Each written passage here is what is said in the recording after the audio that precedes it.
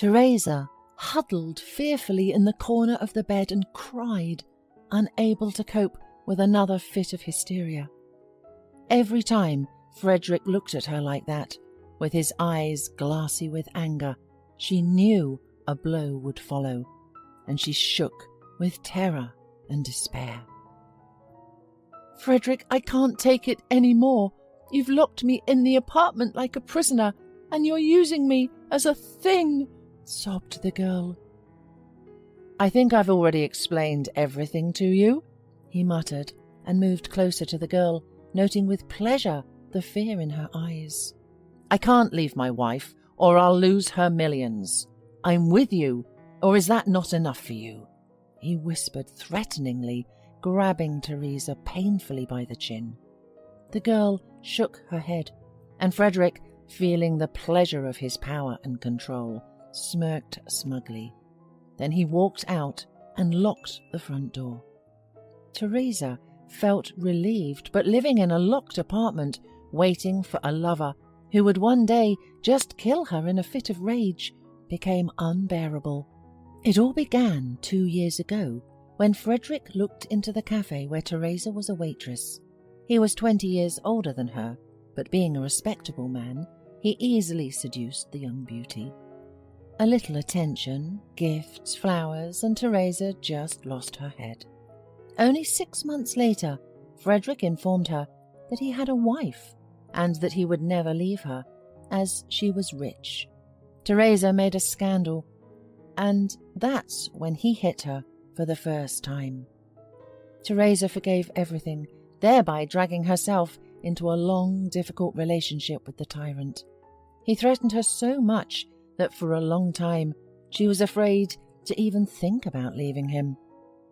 When one day she did gather the courage to part with Frederick, he beat her so badly that she was still a month to recover from the beatings.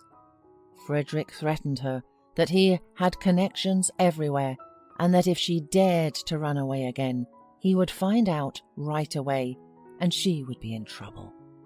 Frederick took away her phone and made her inform all her friends about her departure abroad, so no one would look for her. After that, he put the girl under house arrest. At that time, Teresa had to pretend that she had put up with it, but today she was ready to do whatever it took to get out of that hell for good. The girl went to the window and looked down. The apartment where Frederick was holding her was on the 4th floor. There was only one way out.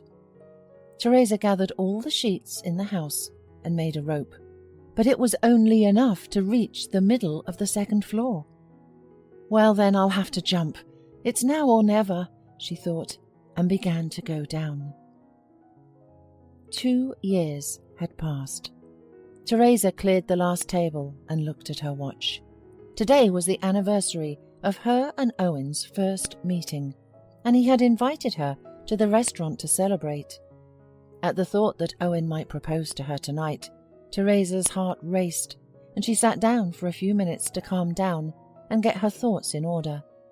Her left ankle ached again, as it usually did for the weather, and rubbing her foot she remembered her escape again.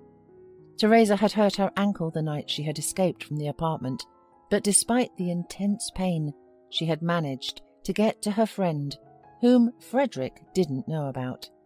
She had been hiding at her place for a couple of weeks, and during that time she had prepared everything for her move to the capital, fearing every day that Frederick would find her. After hitching a ride into the city, she rented a quiet place on the outskirts of town and took a job in a small cafe. She did not tell any of her relatives where she was. A year later, she met Owen. He noticed the sad, beautiful girl sitting on a bench in the park, and to cheer her up, he treated her with cotton candy. Teresa was not ready for a new relationship, but she was pleased with his heartwarming gesture. She did not immediately give vent to her feelings, but Owen was patient and persistent, and soon they began dating. One day she trusted him and told him about her bad experience in a relationship. "What a wretch!" exclaimed Owen in anger.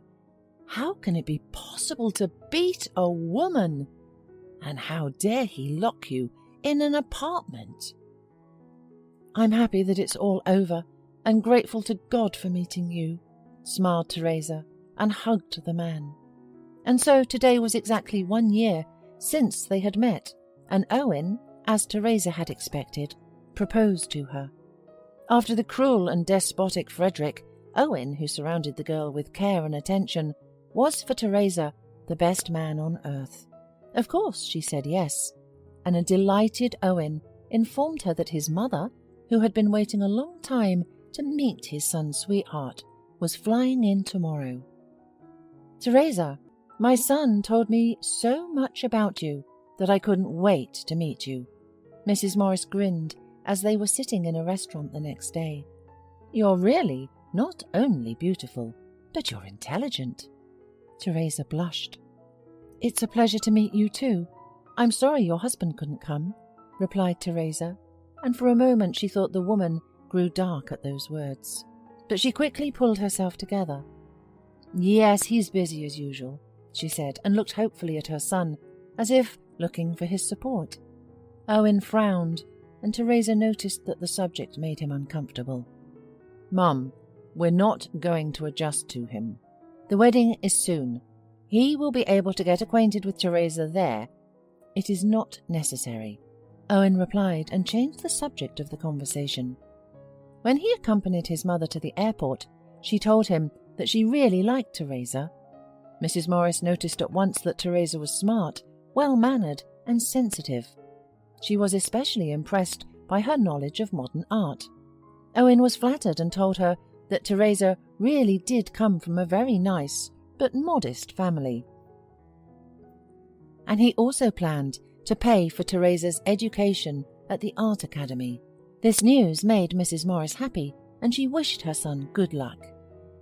Teresa was completely immersed in the wedding preparations and felt incredibly happy.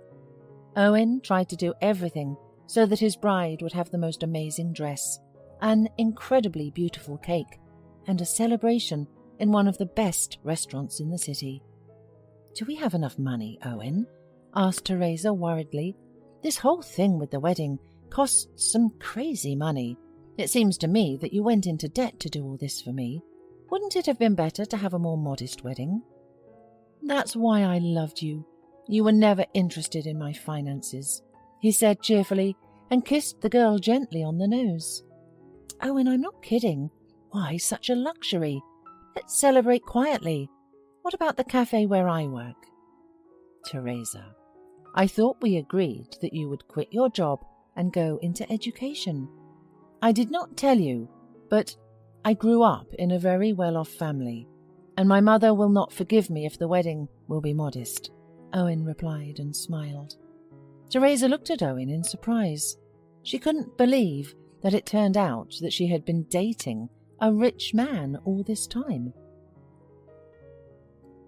Of course, I'm not as rich as my mother, and I'm not used to counting on her money, so I recently opened my own architectural bureau and am developing it, continued Owen. But of course I will not refuse my mother's help with our wedding, he laughed. Teresa still couldn't come to her senses. She had only recently been thinking about how they would pay off all the debts, and here was such an unexpected turn. She looked at Owen, who was delighted with the achieved effect, and jokingly shook her head. The wedding was going perfectly. Teresa had never seen so many sumptuously dressed, smiling people, and everything that was happening reminded her of shots from some movie. Teresa's parents felt uncomfortable at first, but Mrs. Morris surrounded them with such care and warmth that they gradually relaxed. Raising her glass to the newlyweds, she apologized that her husband would join them later, as soon as he landed and arrived from the airport. It was halfway through the evening when he finally showed up. Teresa was just standing next to Owen chatting with the guests when her mother-in-law came up and quietly touched Teresa on the shoulder. Darling, I want you to meet Frederick, Owen's father. Teresa turned around, and at the same moment She felt as if the earth was slipping from under her feet. She felt herself falling, but Owen picked her up in time. "Darling, what's wrong with you? Are you not well?" he asked worriedly. "Are you all right?" asked Frederick, pretending not to recognize her. Teresa said nothing and rushed out of the restaurant. She didn't care what the guests and Owen thought. She felt only a wild terror that gripped her heart and made her run faster and faster. Not knowing what she was doing, she went down to the embankment and, throwing off her shoes, stepped straight into the icy water. She could not believe that by some terrible coincidence, her husband's father turned out to be her tyrant. Not understanding why fate was punishing her, Teresa covered her face with her hands and sobbed. Owen saw Teresa just as she was stepping into the river. Getting afraid that she would do something irreparable, he ran even faster and then threw himself into the water. The girl didn't seem to understand what was going on around her and just stood there, all in tears. "Honey, what happened?" asked Owen in a hoarse voice and put his arm around Teresa's shaking shoulders. "Whatever happened, my love? I need to know. What's causing you such pain?" "It's him," the girl said simply, her lips turning blue with cold. "Your father is the man who was abusing me and from whom I escaped." The girl finally looked into her husband's eyes, and Owen saw in them the same pain and longing that had so struck him the day they had met in the park. His eyes darkened with hatred and anger, and his fists clenched so tightly that his knuckles turned white. "I'll kill him," he whispered, turning toward the restaurant. "I swear I'll kill him." He moved toward the restaurant, but Teresa stopped him. She knew that the only option for her was to go away for good. "Please, understand, I can never live with the knowledge that my husband's father is my abuser," the girl whispered bitterly. "Darling, he's not my father. He's my stepfather. I always knew he was with my mum only for the money, and I have never loved him. He responded to me in the same way. I tried to explain to my mother that Frederick wasn't worthy of her, but she was resilient, and even though she knew about his cheating, she always forgave. But she will never forgive cruelty. When she finds out how he abused you, she will throw him out of the house. I'm confident." He hugged Teresa tightly and persuaded her to go back to the guests and have a good time. After all, it was their wedding day, and Owen was not going to let this wretch ruin everything. And tomorrow they would deal with Frederick in the narrow family circle. The rest of the wedding went fine, especially since Frederick tried not to show his face to the newlyweds. The next day, Mrs. Morris, after learning what her husband had done to Teresa, gave her husband a grand scandal. "I've put up with your cheating for a long time, but you've crossed every line of reasonableness. Get out of here and never let me see you again. And remember, you have nothing. All your connections are my friends.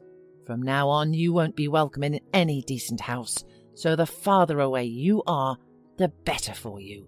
And if you ever try to touch Teresa or Owen, you will be sorry." Frederick left the house with one suitcase. After a while, Teresa discovered that she was expecting twins. Everyone began to prepare for the addition to the family, and Mrs. Morris and Teresa's parents were constantly arguing over family dinners about what names they would give their grandchildren. "As if we are going to ask them," Owen smiled. "We'll choose our children's names ourselves," he whispered, and kissed the rounded belly of his beloved wife. All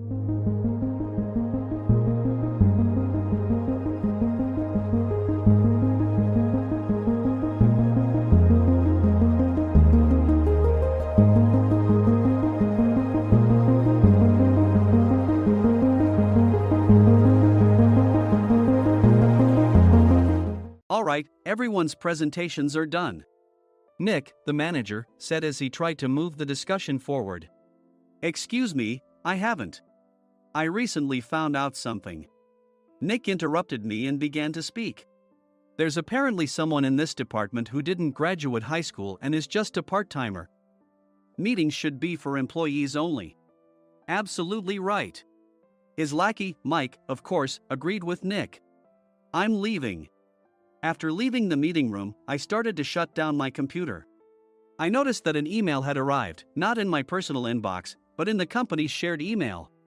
Thinking, there's no point in speaking up, no one will listen, I went home quietly. The next day, I heard a commotion from Nick's desk. He was staring at his computer screen, his face pale. Nick? Is something wrong? Mike looked at the screen with him. And he turned even paler than Nick. Why is he so angry? Knowing the reason for Mike's distress, I thought to myself, serves them right. My name is Adam. My mother passed away when I was in the 9th grade, and I was raised by my father. Well, you could hardly call it being raised. After my mother passed, my father changed. He drowned his sorrows in alcohol, and though he still went to work, he squandered our living expenses on horse racing. Because of that, I had to start working part-time as soon as I entered high school. Every month, I went to the convenience store with bills in hand that couldn't be auto-deducted from my father's account. Even though I endured it because I didn't want to be alone, I reached my limit in my second year of high school and dropped out. I found a live-in job at a distant inn. Thank you for everything. The day I left home, my father, still staring at the TV, spoke. Take care. That was our last conversation. Back then, 18 wasn't the age of majority, so I needed my father's permission to work, and I couldn't hide my place of employment. Yet, my father never visited me even once. I kept working just to survive, and before I knew it, I was 42. Years of hard work paid off, and I was transferred to the headquarters. I was thrilled to be recognized by the company, as I thought I'd be working in the field until retirement due to my lack of formal education. Listen up. Our work can change the future of our employees. Don't drag us down. On my first day after the transfer, Nick, dressed in an expensive suit, spoke sternly. There was a reason for this. Our inn was located in a prominent tourist destination, known so well that everyone in the state could sing its commercial jingle. At its peak, we had 5 locations within the state. But that was long ago. Due to financial difficulties and aging facilities, only the place where I had worked for many years and the original establishment remained. I was prepared to lose my job anytime, but now there was a glimmer of hope. With the rise of social media, the tourist area where the inn was located started gaining attention again. Depending on how hard the sales department, where I was transferred, worked, we could either thrive or be forced to give up this prime location to the new hotel chains continuously popping up. For Nick, who had switched careers from another industry to strengthen our sales, this was a battle he couldn't afford to lose. I understood why he had to be strict. I will do my best. Nick sneered at my enthusiastic declaration. Did you not hear what I said? I'm sorry. I thought I was listening carefully. Out of habit from years of customer service, I apologized reflexively, though I had no idea what had offended him. Someone was watching me with a smirk. In this department, there are those who are expected to excel and those who have been shoved here because they have nowhere else to go. You are the latter. It was Mike, the section chief. He's 7 years younger, at 35. But he was called to headquarters much earlier than I was and had been moving around within the headquarters ever since. I'm not jealous, but I can't accept that he's my boss. Graduating from a prestigious university, he has an unusually high pride and caused many problems as a newbie, making things very difficult for me when I was the front desk leader. When I found out Mike was transferred to the sales department a month before me, I was disheartened. Mike is right. With just a middle school diploma, there's not much you can do. Don't even think about achieving results. As if I didn't exist, Nick remarked, "I'm thirsty." Mike eagerly ran to the coffee maker. It seems Mike is Nick's lackey. I regretted being happy about my transfer to headquarters, wishing I had stayed on site forever. Send a direct mail to every company on this list by the end of the day. Nick only assigned me tasks that even a new graduate could handle. What? There are over 1,000 companies. You want me to send to all of them by today? Yes, if you and your fellow misfits split the work, even those with nowhere else to go should finish by today. I glanced at the employees typing away expressionlessly. They were worn out from customer service, only thinking about leaving on time, or were women reassigned after having children. With zero motivation for work. Even Sam, a new graduate from the same university as Mike, who was supposed to be among the expected achievers, had no enthusiasm for the job. Having joined the company wanting to do customer service. I don't care what they say, I plan to quit any time, he said. Only Nick and Mike were highly motivated, making all the decisions between the two of them. I originally only wanted to work at the inn to survive and had no particular attachment to this job. I swallowed my words, thinking I had no right to reprimand them. About a month after the transfer, Nick told us with a frustrated look. To commemorate the 50th anniversary, we've decided to create a plan exclusive for one group per day. Originally, Mike and I were supposed to come up with it, but our president, Mr. Thompson, insists on hearing everyone's opinions. So, you all get a chance. As Nick explained, Mike began handing out prints. Make sure not to embarrass Nick. If your ideas are half-baked, you'll have to redo them. It seemed that they had printed his handwritten notes by Mr. Thompson, which included several questions and a section for free responses. It made sense why Nick had to seek our input, given that all responses had to be submitted to Mr. Thompson. We were given a week to think about it, and a meeting was scheduled to compile our ideas. My plan is to let guests enjoy both the old and modern America. Nick began the presentations.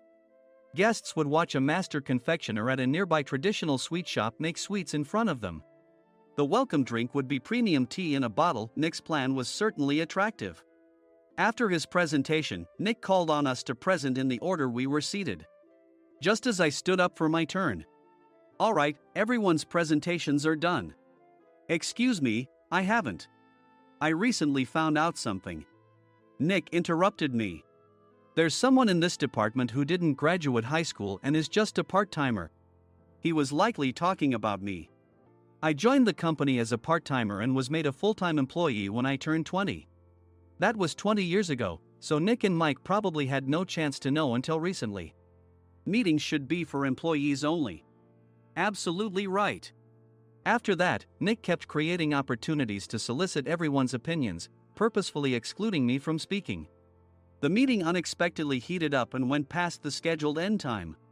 A few people asked to leave, and the discussion continued with the remaining few. Still here? Normally, you'd leave in that situation. Though I had no attachment to the job initially, hearing kind words from customers made me want to make them happier. For someone like me, with nowhere to go, the inn was my home and customer service was my life. I felt pathetic about my current self. I'm leaving. I left the conference room and started shutting down my computer. I noticed an email had arrived, not in my personal inbox, but in the company's shared email. Thinking no one would listen to what I had to say anyway, I quietly went home. The next day, while preparing the DM as instructed, I heard a commotion from Nick's desk. In his haste to stand up, he hit his knee on the desk. He stared at his computer screen, his face pale. Nick! What's wrong? Mike, thinking he should be the first to rush over, approached Nick while still wearing his coat. He peered at the screen with Nick. And he turned even paler than Nick. Why is he so angry? Who is responsible for this company? Nick, more irritated than ever, asked, and Mike answered without checking. Probably Sam. Sam wasn't there because he was attending a morning training session for new hires. Nick gave up on getting angry and returned his gaze to the screen. They were looking at an email that arrived right after the end of the working day yesterday. Apparently, no one, including me, had checked it before leaving. The email was from a large company that used us for their annual employee trips. The president and executives of that company also frequently used our services personally. president of the company, Mr. Mason himself, had declared that neither he nor his company would ever use our services again. Well, some companies cancel their employee trips or stop using our services due to financial struggles. Let's just move on. Mike kept wiping the sweat from his forehead with a handkerchief. Knowing why Mike was so agitated, I quietly watched their interaction. Do you know how much revenue we get from that company?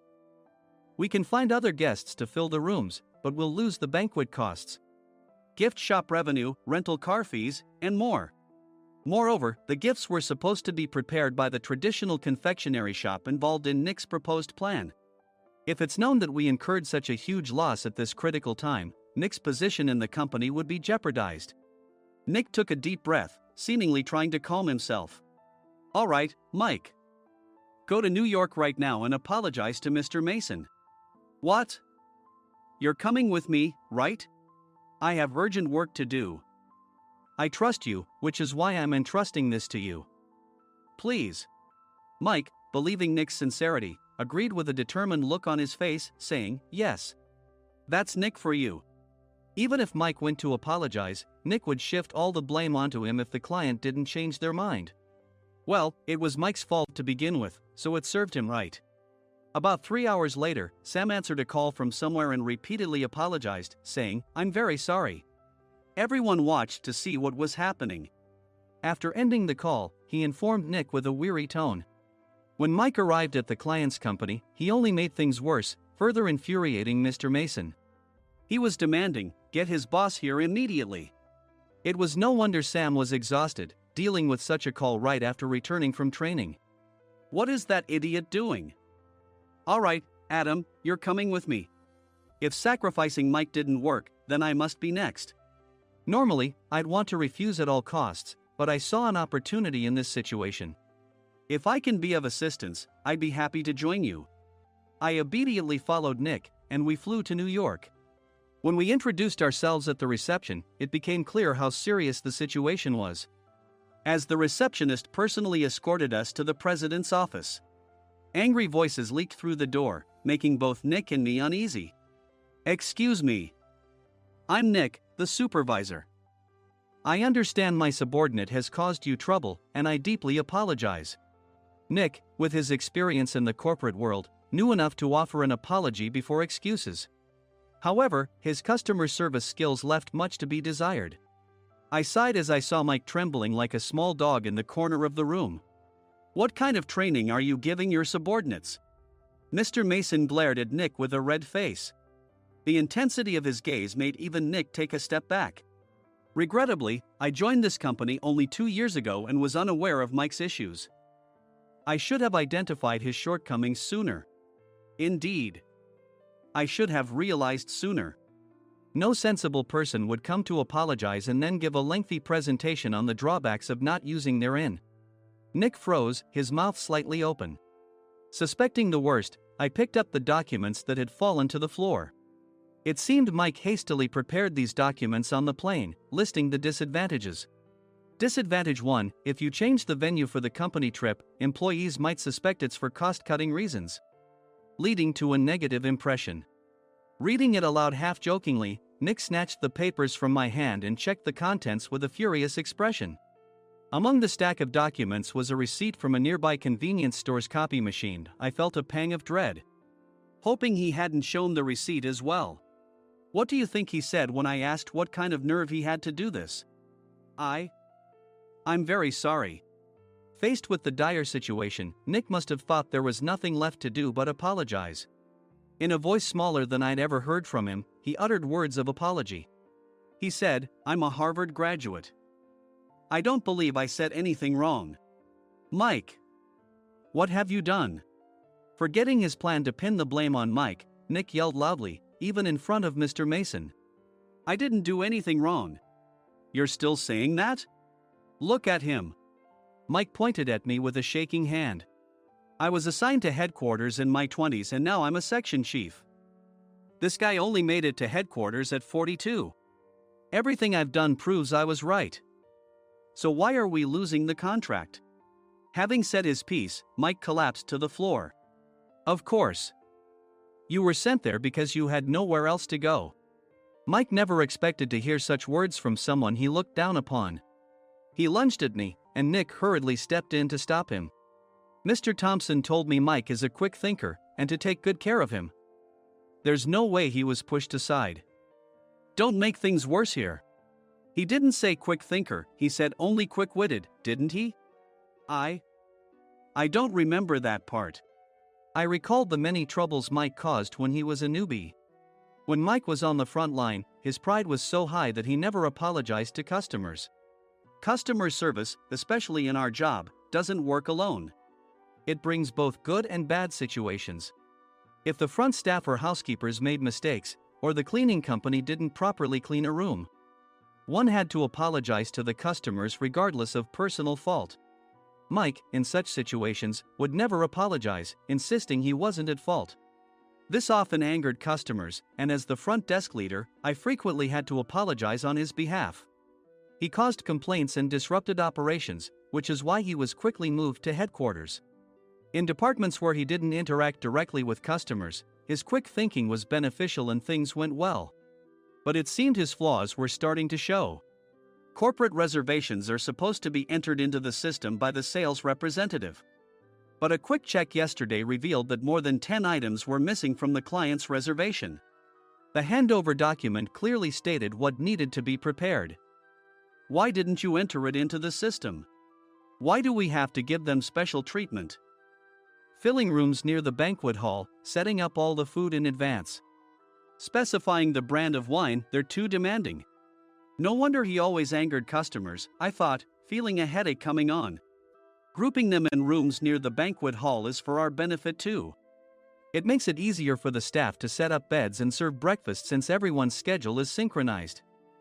As for the other requests, Mr. Mason suggested them to lighten our load. I didn't know that. Nick finally seemed to realize that Mike was the one who had angered the client. What did you say to them? I just told them we wouldn't give them special treatment anymore. We shouldn't waste effort on things that don't bring in money. I was utterly exasperated at his lack of understanding of customer service. Of course, we shouldn't comply with unreasonable demands. But carrying over successful practices from past stays makes customers feel remembered and enhances their experience. Good memories encourage repeat visits. That's part of our job. I looked down at Mike, who was sitting on the floor. In our job, nothing is a waste. Mr. Thompson likely moved you to the sales department, hoping you'd finally understand this. How do you think he feels now that you've failed to meet his expectations? Mike, tears in his eyes, fled the president's office. I was amazed he still hadn't apologized. You have it tough, Adam. It's okay, we're all employees of the same company. I deeply apologize for this disrespectful incident. Especially after all the care you've shown us. If it weren't for you, Adam, I really would have stopped staying here. When I heard you were moving to the sales department, I was willing to reconsider if you handled it. Seeing us talk so amicably, Nick's face contorted. Do you two know each other? Adam's service is excellent.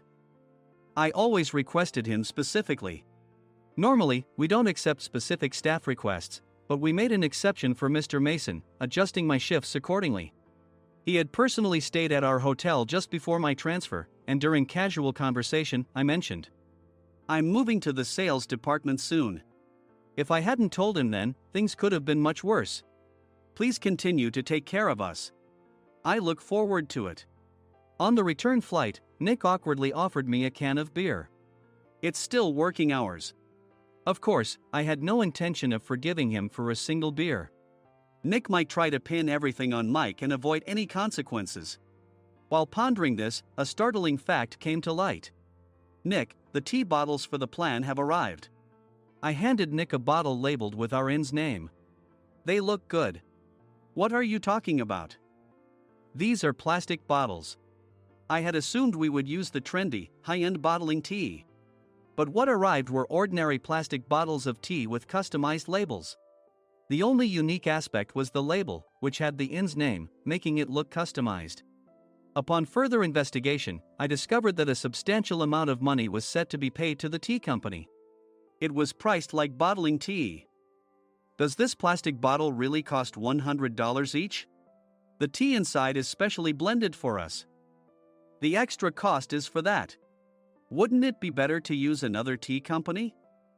Or is there a specific reason we must use this one? As Nick continued to make excuses, I showed him a printed email. I informed the tea company's president, Mr. Mitchell, that we discovered irregular payments and he confessed. He said you two were high school classmates and planned to split the extra money. That idiot. Why did he confess? That's not important. You should worry about yourself, this could turn into a police matter. Opening the bottle cap, I suggested. How about calming down with this tea? It supposedly has a relaxing effect.